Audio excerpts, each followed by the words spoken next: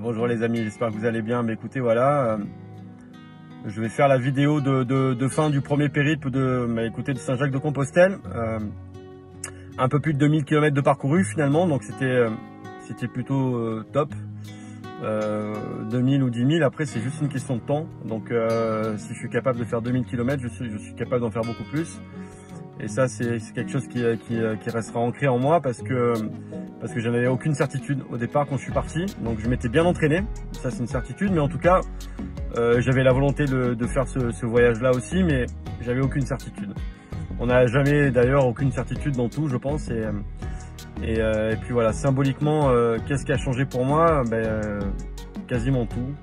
Tout a changé parce que ce voyage-là m'a permis d'apprendre énormément de choses sur moi déjà, aussi bien dans la joie que dans le malheur aussi, parce qu'il m'arrivait des mésaventures dans ce voyage.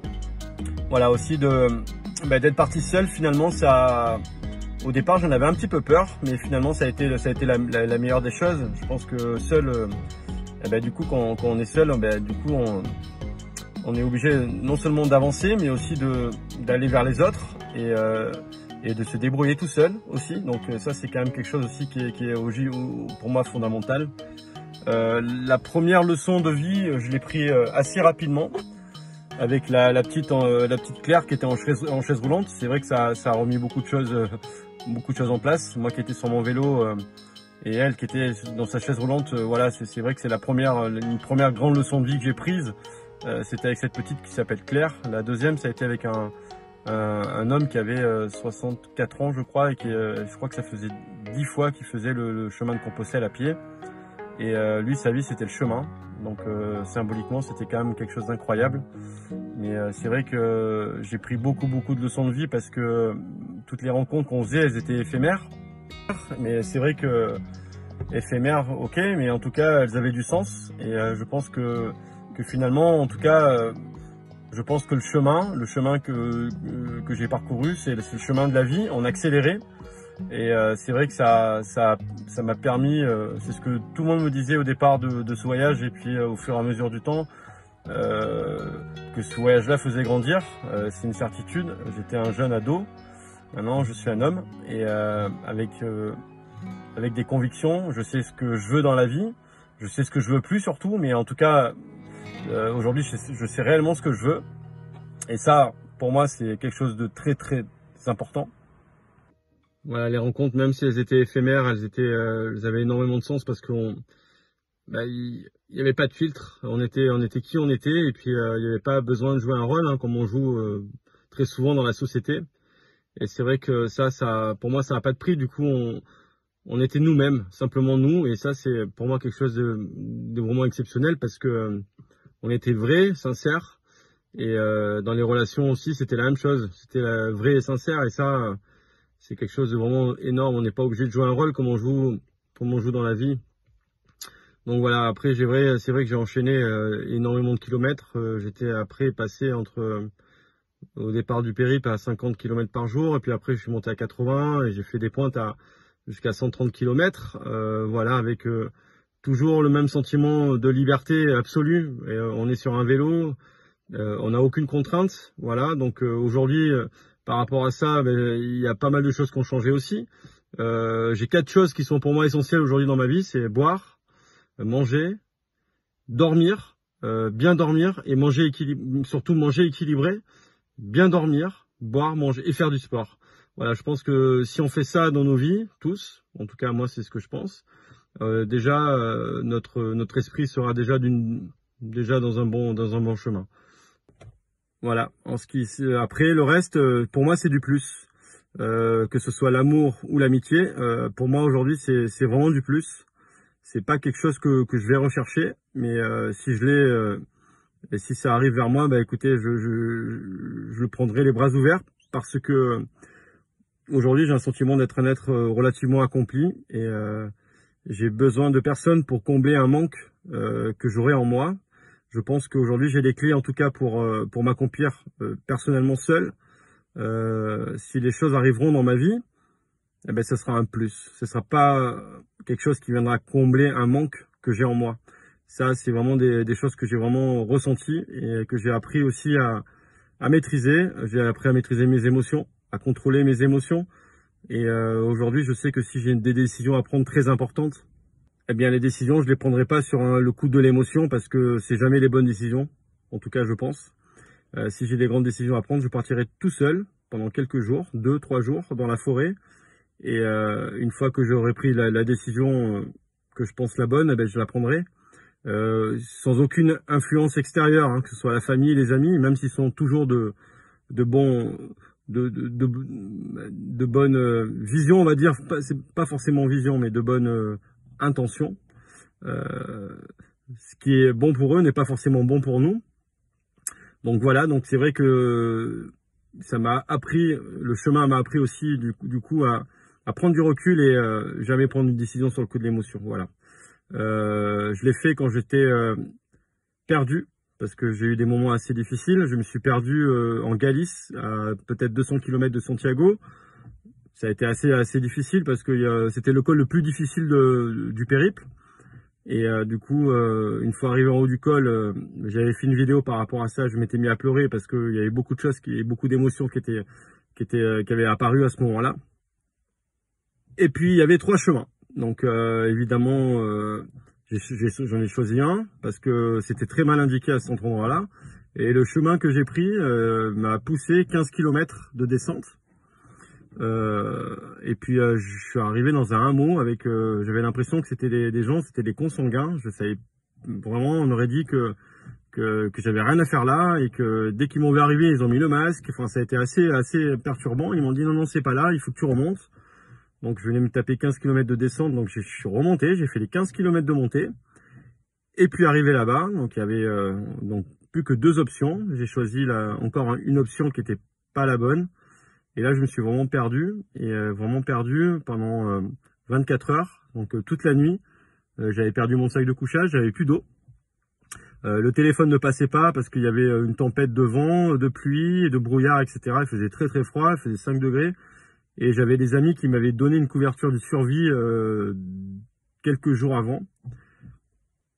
Laquelle du coup j'ai utilisée pendant cette nuit-là, qui a été, je pense, une des nuits les plus horribles de ma vie. Et puis du coup, c'est vrai que à ce moment-là, j'avais pas d'autre option que de survivre. Et puis c'est vrai que ça m'a permis de comprendre énormément de choses. Alors c'est vrai que c'est difficile à retranscrire comme ça, mais il y a beaucoup de choses qui se sont passées ce soir-là finalement, et j'ai lâché prise. C'était vraiment le symbolisme du lâcher prise. À ce moment-là, j'ai vraiment lâché prise. Donc voilà, et puis après, j'ai retrouvé mon chemin. Voilà, comme dans la vie, hein, finalement, j'ai retrouvé mon chemin par hasard. Et j'ai rencontré le fameux Espagnol que j'avais croisé quelques jours avant aussi. Et puis voilà, le chemin est reparti. Et puis le lendemain, je me suis rapproché de Saint-Jacques-de-Compostelle, Santiago. Et puis ensuite, je suis arrivé. L'arrivée à Santiago a été magique, vraiment magique. Symboliquement, c'était l'arrivée de mon voyage. Aller au bout de quelque chose, ça m'était jamais arrivé de ma vie finalement, parce qu'on commence souvent les choses. Moi, je commençais souvent les choses et je les finissais jamais. Là, symboliquement, de finir quelque chose, pour moi, ça a été une délivrance absolue. Ça a été quelque chose de fabuleux, vraiment fabuleux. Et je suis resté un jour ou 2 à Santiago de Compostelle, et je me suis dit que le chemin était fini, et puis finalement non. On m'avait dit que symboliquement on allait mourir à Finisterre et qu'on renaissait à Muxia. Donc je me suis dit écoute, de toute façon j'en suis là. Je voulais voir la mer, donc du coup j'ai fait pousser un peu plus loin. Il y avait 80 km pour aller jusqu'à Finisterre et 30 km après derrière pour aller jusqu'à Muxia. Chose que j'ai faite, et je suis vraiment allé mourir symboliquement. Et c'est là que j'ai compris vraiment la puissance du symbole, parce que j'avais souvent entendu dire que tout était symbole, mais c'est vrai que l'entendre, c'est bien, le comprendre, c'est autre chose. Alors ça, c'est vraiment personnel, mais symboliquement, pour moi, le symbolisme a tout son sens aujourd'hui. C'est vrai que je suis vraiment allé mourir là-bas, et pour renaître aussi à Muxia, du coup, bon ça je le garderai pour moi, c'est vraiment très personnel. La mort et la renaissance, et puis voilà. Puis après il y a eu mon retour à Solesoukas, et c'est vrai qu'aujourd'hui les choses ont vraiment changé, parce que avant, très souvent, je faisais des choses et quand j'y repensais, ben, j'avais des bons ou de mauvais souvenirs, hein, peu importe, c'était pas ça l'important. Mais aujourd'hui, quand je vis les choses, ben, je prends plaisir à les vivre déjà d'entrée, donc dans l'instant présent. Et quand j'y repense, évidemment, ben, que si c'était bien, ben, j'ai encore de meilleurs souvenirs. Donc c'est vrai que ben, j'ai repris confiance en moi aussi. Euh, j'ai grandi. Ça c'est certain. Je pense qu'il y en a qui disent qu'on gagne 10 ans de vie quand on fait le chemin de Compostelle et je pense que j'en suis bien d'accord. Bon, on verra la suite, hein, comment les choses évoluent par la suite, mais en tout cas aujourd'hui, j'ai vraiment ce sentiment-là. Voilà, et puis après, donc le retour a été ici. Je voulais partir de Norvège jusqu'en Grèce, et puis vous savez très bien, mieux que moi sûrement, pour certains, que le Covid est toujours parmi nous et est bien ancré dans nos esprits et dans notre façon de vivre aujourd'hui. Je suis pas encore prêt à me faire vacciner. Alors je dis pas que je le ferai pas, mais c'est vrai que pour l'instant, c'est au-delà de mes forces pour l'instant en tout cas. J'y passerai sûrement peut-être un jour parce que on aura pas le choix. Et puis moi, c'est vrai qui suis très symboliquement le symbole de la liberté, c'est vrai que ça me fait un petit peu de mal ce qui est en train de se passer en France et dans le monde. Donc voilà, donc mon prochain défi sera un Tour de France. Je vais aller jusqu'au Finistère français, chose que je n'ai jamais été. Donc j'ai fait le Finistère espagnol, pourquoi pas faire le Finistère français. En partant cette fois-ci de Solès-Toucas, je prendrai pas le train et j'irai jusqu'au Finistère. Puis après redescendre sur Bordeaux, Toulouse, y revenir par Sète, Montpellier, etc. Donc voilà mon prochain défi. Puis voilà, en tout cas merci à tous, vraiment merci à tous d'avoir été sur les réseaux sociaux actifs. Ça m'a donné aussi de temps en temps l'envie de continuer finalement parce que vous étiez là. Bon, je pense que j'aurais quand même continué, j'avais la force mentale pour pouvoir le faire. Mais en tout cas, merci à tous. Merci principalement aussi à Cédric et Cyril, ou Cyril et Cédric de Bike Sublan qui m'ont suivi. Bob a été juste exceptionnel, hein. C'est un Orbea de voyage, mais voilà, j'ai eu juste des problèmes de frein et puis à un moment donné, on a pris la boue aussi. Bon, enfin peu importe, mais dans l'ensemble, ça le Bob a été génial. Et ça c'est grâce à Cyril et Cédric de Bike Sublan. J'ai mon meilleur ami aussi Yves Palmieri qui est juste exceptionnel, qui m'a suivi sur les réseaux. Enfin, il y a beaucoup de choses qui se mettent en place. Il y aura d'autres choses qui se mettront en place par rapport à l'association. On est en train de finaliser toutes nos idées. On verra comment les choses évoluent. Mais en tout cas, elles vont évoluer. Voilà, j'ai toujours envie d'aider mon prochain. Voilà, j'ai toujours envie d'aider mon prochain. Aujourd'hui, je suis encore plus déterminé que ce que je l'étais avant de partir.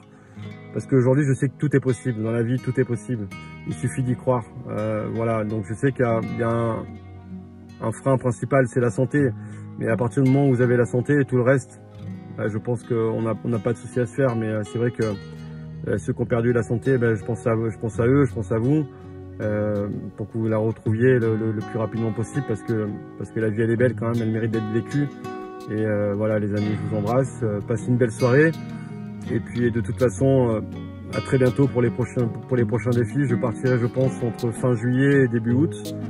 Je sais pas encore exactement le jour de mon départ, mais je vous dirai de toute façon. Et puis voilà les amis, soyez toujours le changement que vous voulez voir dans le monde et je vous aime.